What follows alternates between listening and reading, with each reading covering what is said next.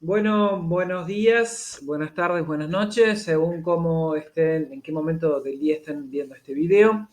Les doy la bienvenida nuevamente a esta octava clase de Taller de Lenguaje 2, Producción Radiofónica, Área de Lenguaje, Comisión número 2. Recuerdan ustedes que la clase pasada trabajamos sobre la cuestión de géneros radiofónicos. En los últimos 15 días estuve corrigiendo sus crónicas salvajes, particularmente los audios que ustedes habían producido, en general de buena calidad, bien pensados, bien desarrollados. Ahora, para darle una vuelta de tuerca a esas crónicas salvajes que ustedes habían grabado, vamos a trabajar sobre la cuestión de cómo construir algunos elementos para construir imágenes radiofónicas, ¿sí? Cómo aportarles a ustedes para que vayan mejorando la calidad expresiva de sus textos y de sus producciones comunicativas. Como siempre, como les he dicho en las últimas oportunidades, voy a intentar que sea lo más dinámico posible el video, con las restricciones propias de este tipo de plataformas y sin la posibilidad de hacer ediciones como correspondería, pero bueno, son los recursos que tenemos. Imágenes radiofónicas, ¿sí? Eh, a ver si podemos pasar bien. Vamos a trabajar sobre dos textos. El primero es el texto de La voz es cuerpo, de Carmen Argibay, ¿sí? ¿Por qué La voz es cuerpo? Porque muchos de los audios que ustedes me mandaron había como una idea de separar lo que ustedes habían escrito del modo en que lo estaban diciendo. Y está bien, no tienen entrenamiento en este trabajo, no tienen entrenamiento en locución, pero bueno, vamos a tratar de sumar algunos elementos para que ustedes puedan agregarle emotividad, puedan agregarle expresividad a lo que ustedes van produciendo y generando con sus propias voces.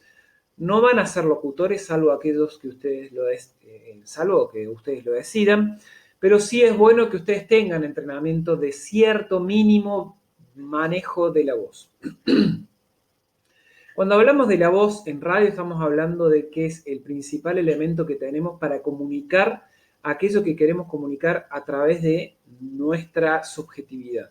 Por eso decimos que la voz en radio es emoción. En vez de ver, como podemos ver en la televisión o en la fotografía o incluso en algunos dispositivos de redes sociales, el cuerpo o los gestos o el rostro de aquel que está produciendo o de aquella persona que está produciendo el mensaje, lo que estamos viendo y percibiendo es solo su voz, ¿sí? Entonces, aquellos otros que nos están escuchando solo nos perciben a través de nuestra voz. Por eso es tan importante que ustedes puedan empezar a trabajar sobre la idea de la voz y no solo con esta cuestión que pasó mucho en las crónicas, que ustedes leían sin ponerle, sin adicionarle nada especial a eso que leían, como si fuera una composición escolar, y claramente no lo es.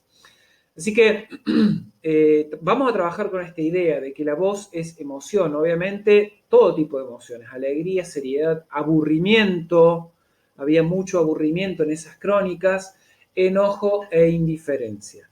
Y obviamente no está mal que haya aburrimiento en las crónicas si ese era el sentimiento predominante que ustedes querían comunicar.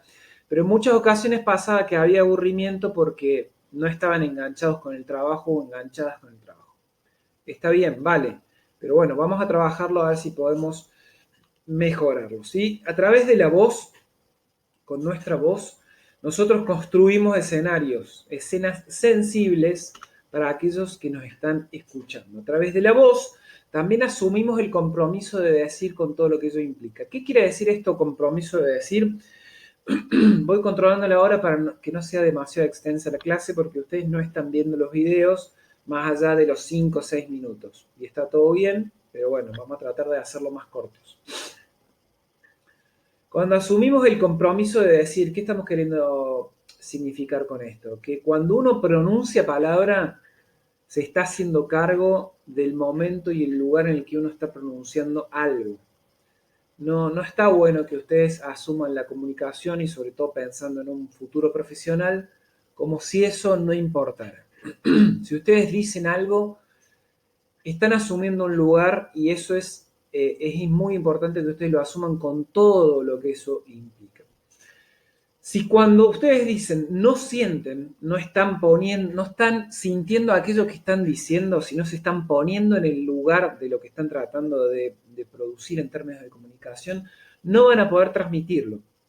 En ese sentido requiere el trabajo sobre la voz, que ustedes puedan ponerse en el lugar y en la significación que ustedes están queriendo proponerles a aquellos y aquellas que los están escuchando.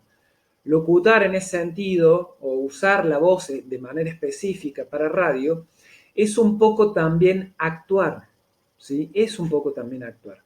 Hay que intentarlo, ¿sí? Entonces, si ustedes quieren trabajar con la alegría, tienen que utilizar esa emoción a través de su cuerpo, porque si no, la voz, eso no va a quedar registrado.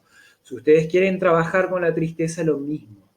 Fíjense, les voy a leer una cosita muy corta para que ustedes vean dos modos muy diferentes en que se podría trabajar un mismo texto. Es un texto de Fernando Pessoa, ¿sí? Son pequeños fragmentos de poesía.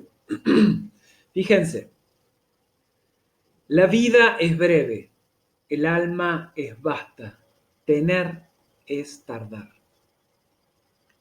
Eso es una versión. Fíjense si yo le trato de cambiar la tonalidad. La vida es breve, el alma es vasta, tener es tardar. ¿Sí? Obviamente yo no soy el mejor locutor del mundo, pero digo, seguramente ustedes habrán podido ver la diferencia de un tono y otro para transmitir distintas sensaciones. Y el último punto que en este sentido les quiero señalar sobre este aspecto es usar los tiempos como tiempos narrativos. La velocidad, las pausas, los silencios proveen sensaciones a las audiencias y permiten participar del relato, les permiten un momento, un lugar, un encuadre para participar de los relatos. En ese sentido es muy importante la cuestión de los silencios. Y para cerrar, algo que le puse, les corregí a varios, se lo señalé.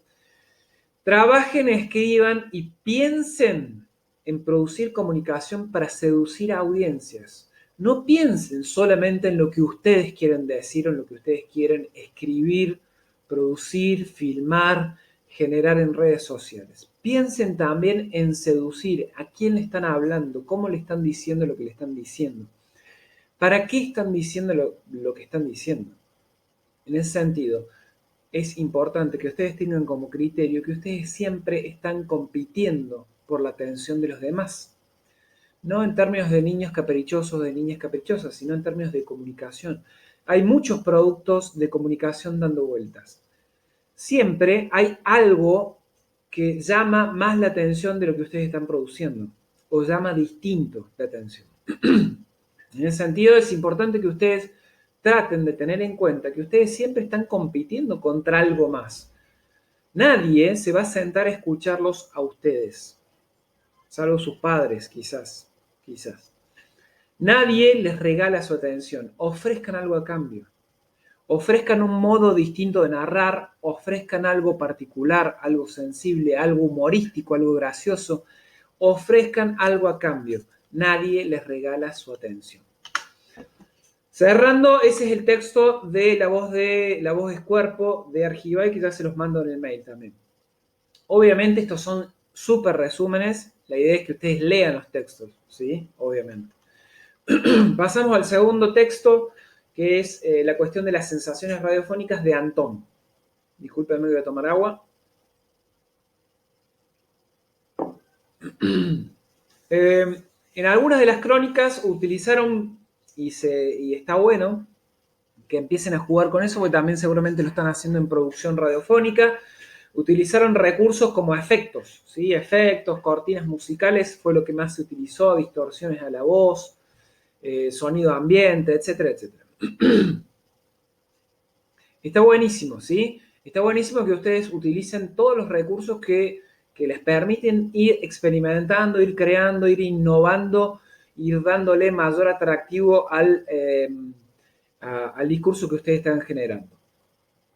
Lo que sí también hubo en muchas de las crónicas es un uso sin criterio de ese tipo de recursos sonoros. Entonces, en este texto, Sensaciones Radiofónicas, la idea es un poco trabajar cuáles podrían ser los criterios de utilización de los recursos radiofónicos. Ojo, no les voy a explicar todo el texto, les voy a dar el esquema fundamental para que ustedes después vayan al texto teniendo un esquema y una idea general del texto. Primera pregunta del texto, ¿para qué quiero usar un recurso sonoro en radio? ¿Sí? Ahí está bueno que ustedes tengan un criterio, ¿sí? ¿Para qué lo quiero utilizar? ¿Lo meto porque no quiero que haya silencio? No, no sirve. Entonces ahí hay como 4 funciones posibles de los sonidos o de los elementos sonoros en radio. Una función objetiva, una función subjetiva, ambiental y narrativa. No les voy a explicar cada uno, sí son distintos. Cada uno tiene un sentido distinto y les permite a ustedes realizar cosas distintas con esos recursos sonoros. Lean el texto. Segunda pregunta, ¿dónde utilizo el recurso sonoro? Acá distingo dos grandes momentos posibles para utilizar los recursos sonoros. Momentos íntimos, donde yo estoy buscando cierto plano corto, decimos en radio, en audiovisual sería planos íntimos, planos cortos, primeros planos audiovisuales que dan cuenta de la subjetividad, del sentimiento, de la emotividad particular del actor o de la situación, o momentos más generales, en audiovisual diríamos planos largos, planos amplios, donde yo utilizo recursos sonoros con otro sentido, ¿sí? Para un momento íntimo utilizo un tipo de sonido o recurso sonoro y para momentos generales otros tipos de recursos sonoros. Tercera pregunta,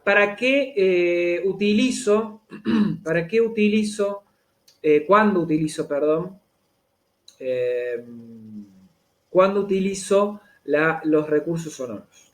3 criterios. 1, anticipación de lo que va a pasar. Segundo, potenciación, es decir, que simultáneamente a lo que yo estoy tratando de comunicar está pasando algo en el plano sonoro para potenciar y darle mayor sentido a lo que yo estoy tratando de generar, o para cerrar la narración, el texto o el producto comunicativo, es decir, como conclusión. La potenciación clásica es cuando está en una película, por ejemplo, cuando está por pasar algo que sube por detrás la música de tensión o de drama o melodramática para potenciar un momento triste, por ejemplo.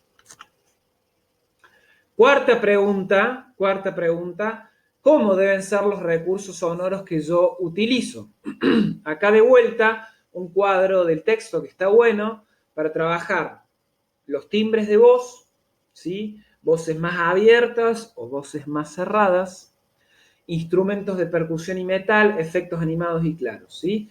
Ahí trabaja la idea de los estados emocionales que yo quiero elaborar y los tonos de voz más agudos o más graves, la intensidad y la duración o los movimientos. Si yo hago algo más rápido, estoy tratando de generar intensidad más alta. Si yo hago algo más pausado, más lento, estoy tratando de generar una intensidad más baja. ¿Sí? Ahí jueguen también con los textos. ¿Qué es lo que debe sonar que aporte un significado a mi narración? Voy 10 minutos y voy a cerrar la clase, ¿eh? Ojo que hoy cortamos mucho más rápido. Obviamente demanda de ustedes que lean y trabajen mucho más en sus hogares. ¿Qué es lo que debe sonar que aporte un significado a mi narración? Esa es la pregunta central. No meter sonidos porque se me ocurrió, porque lo escuché en la radio que se hace así, sino tratar de tener criterios que vayan hacia una mirada profesional de los productos radiofónicos y comunicativos radiofónicos.